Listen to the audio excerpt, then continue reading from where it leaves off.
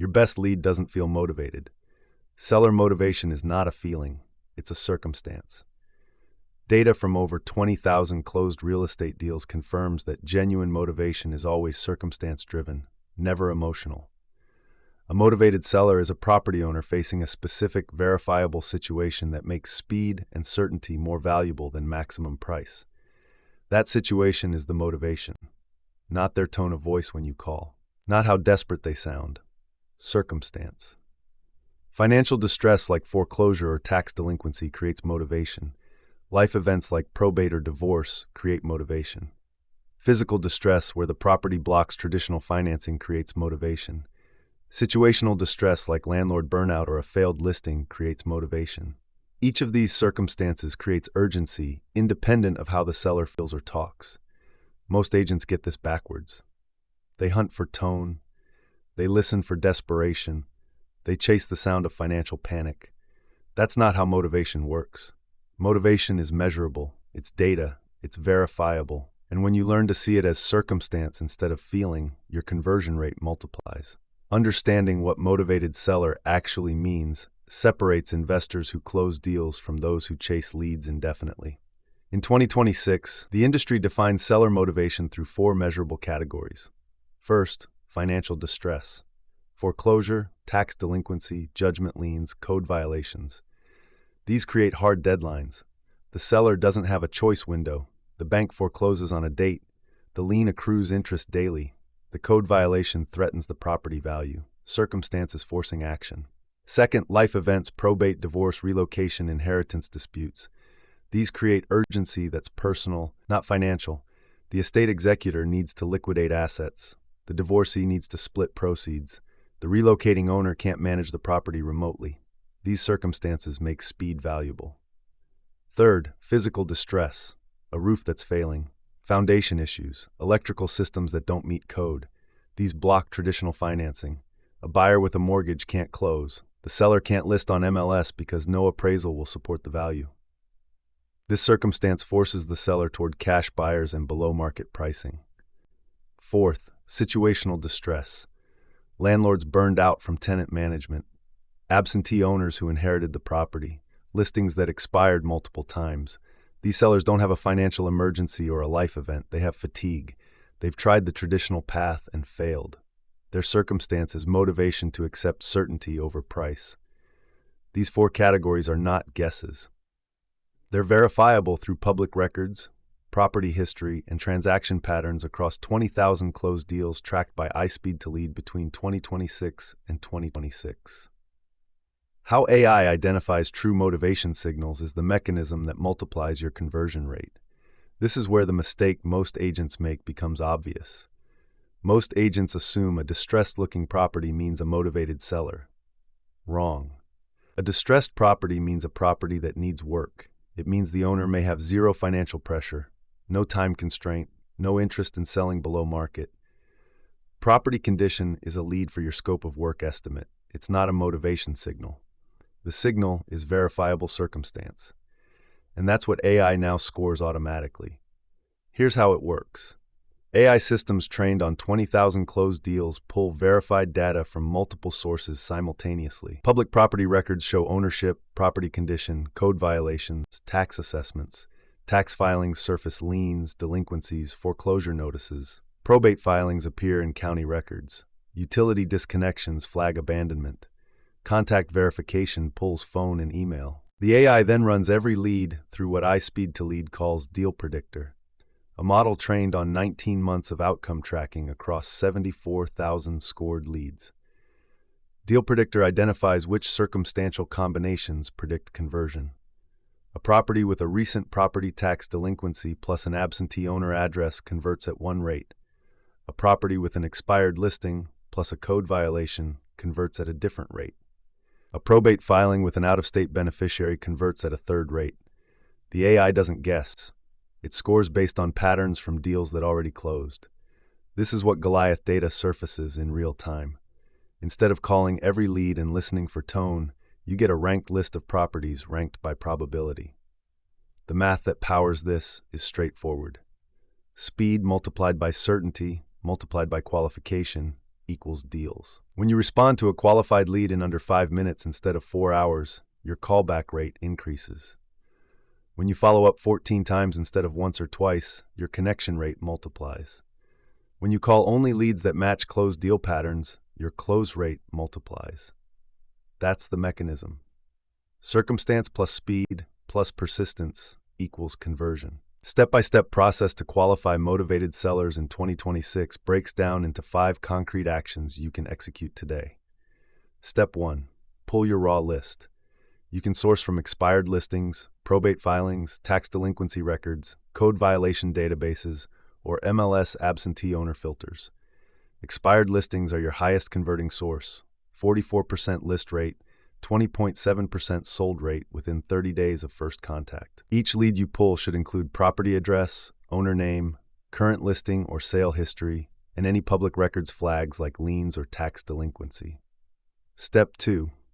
Score the list for circumstance. This is where most agents fail.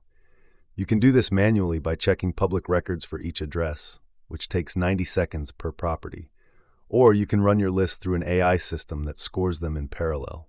Goliath Data pulls 19 data points per property in real time. You're looking for the 4 motivation signals: financial pressure like liens, tax issues, or foreclosure, life events like probate or recent estate filings, property damage or code violations, or situational signals like multiple expired listings or an out-of-state owner. Score each lead 0 to 10. Anything below 5 should drop. Anything 7 or higher should get your first contact within 4 hours. Step 3. Verify contact information. A list of addresses is worthless without current phone and email. Cross-reference your owner names against public records databases to pull verified mobile numbers and emails. Skip traces work, but cold skip trace numbers have lower pickup rates. Prioritize owners with published contact information in county records. Step 4. Execute your call sequence. This is where persistence multiplies results. Contact the lead with a specific opening. Not, "Hey, I'm buying property." Instead, "I noticed your property at address has been listed 3 times in the past 2 years. We specialize in closing these situations quickly. Can I ask what's blocked the sale?" You're acknowledging the circumstance. You're showing you understand their specific situation. You're positioning yourself as a solution. That's different from cold calling. Step 5. Follow up and qualify. Most agents quit after 1 call. The real estate industry standard is 1.8 follow-up attempts before giving up. Change that to 14 touches across 30 days. First call, text 3 days later, call again. Email day 7, call day 10, text day 14, call day 21, email day 30. You're not harassing, you're persistent. An investor in Texas ran this exact sequence on 93 leads over 90 days. Average first response time, 4 hours and 12 minutes. Average follow-up touches before giving up, 1.8. Outcome, 0 closed deals. He changed the sequence, cut first response time to under 5 minutes, increased follow-up touches to 14 across 30 days. 90 days later, same pipeline, 4 closed deals. The process multiplies when you execute it completely. Real example showing how one investor converted a qualified lead list into closed deals. Investor in Texas, wholesaler, been in the business 6 years. Had a decent pipeline, but closing rate was plateauing, averaging 3 deals per quarter. Had access to MLS and some skip-traced lists, but wasn't systematically qualifying by motivation. Most of his calls were cold MLS expired listings. No verification that the seller was actually motivated, just that the property had been on the market and came off. He pulled 93 leads over a 90-day period. Mixed sources, expired listings, tax delinquent properties, code violation notices. First issue, he wasn't responding fast. Average first contact time was 4 hours and 12 minutes. Second issue, he was giving up too quickly. After getting a no or a voicemail, he'd try once or twice more and move on. Average follow-up attempts, 1.8. Outcome over 90 days, 1 deal. Then he restructured. First, he pulled the same lead sources but added scoring. He ran them through a qualification filter looking for the 4 motivation signals: financial pressure, tax liens, foreclosure notices, judgment liens, life events, probate case numbers, divorce filing dates, property condition, open code violations, disconnected utilities, situational, multiple prior listing attempts, owner address mismatch. he dropped leads with a score below 7. That cut his raw list from 93 to 52. Second, he changed response time, set a cell phone alarm for every new lead entry, responded within 5 minutes of pulling the contact information, called first, followed with text, if no answer. Third, he built a 14-touch cadence, call day 1, text day 3, call day 5, email day 7, call day 10, text day 14, call day 21, text day 25, email day 30, call day 40, text day 45, call day 50, email day 60, final call day 90. 90 days with the new system, same 52 qualified leads, 4 closed deals. Deal 1, tax delinquent property, seller needed to settle debt before year end. Closed cash offer at 72% of after repair value. Deal 2, probate property, executor wanted fast liquidation, no repair negotiations. Closed at 78% of ARV. Deal 3, landlord with 4 problem tenants, burned out, wanted out. Took it at 68%, offered fast closing. Deal 4, property with open code violation, appraisal blocked, traditional financing, seller needed certainty. Closed at 75%, investor handled code remediation.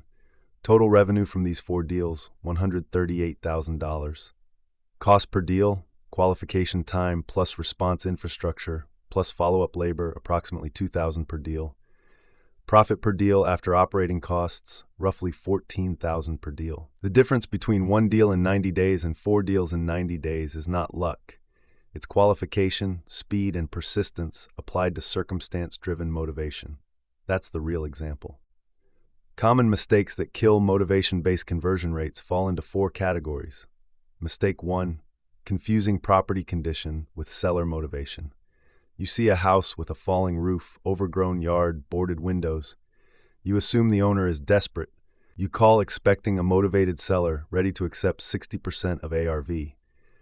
Reality, the owner inherited the property, lives out of state, has no financial pressure, and wants 85% of current market value.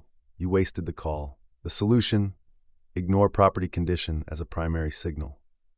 Use it as a secondary verification only after you've confirmed financial pressure, life event, or situational circumstance through public records. Mistake 2, responding slow and following up weak. You get a lead on Monday morning. You call Wednesday afternoon. Voicemail. You try Friday and get a no. You're done. You move to the next lead. Reality, the 30-day window from first contact to listing agreement is real, but you need to hit it aggressively. The moment between day 1 and day 3 is the highest probability contact window. A callback happens fastest. If you miss that, you have to keep appearing. 14 touches across 30 days is the conversion floor, not the ceiling. Solution, respond within 5 minutes. Set an alarm. If you can't reach them day 1, call again day 2 and day 3. If you don't get a conversation by day 3, execute your touch sequence. Stop responding slow. Start responding fast and staying present. Mistake 3, not qualifying leads before calling. You have a list of 50 property addresses. You start calling without checking public records first. You get 5 conversations and 3 commitments to listen to an offer. You send 3 offers, 1 closes. You think you're doing okay. Reality, if you'd qualified first, you could have identified the 3 highest probability deals out of the 50, called them first with a higher confidence opening, and closed 2 deals from a qualified 6 prospect list instead of 1 deal from an unqualified 50 prospect list. Your conversion rate dropped because you treated every lead equally. Solution, pull 1 lead per day. Verify motivation through public records. Determine which of the 4 circumstance types applies. Score it. Only then call. You'll close more deals calling 50 qualified leads than calling 500 cold leads. Mistake 4, not tracking which circumstances close. You close a deal. Great. You move to the next lead. You never ask, what circumstance did this seller have? Was it financial pressure, a life event, situational distress? Without tracking, you can't improve. You can't learn which motivation types convert fastest. You can't focus your sourcing. Solution, track the closed deal reason. Financial, life event, property condition, or situational. Run 3 months of closed deals and score them. You'll find that 70% of your closes come from 2 of the 4 types. Double down on sourcing those types. The rule, motivation is measurable circumstance, not feeling. Qualify by circumstance, respond fast, follow up long, and track what closes. Execute that, and you'll close 3 to 5 times more deals than agents who chase tone and ignore data. Subscribe for more real estate lead generation breakdowns.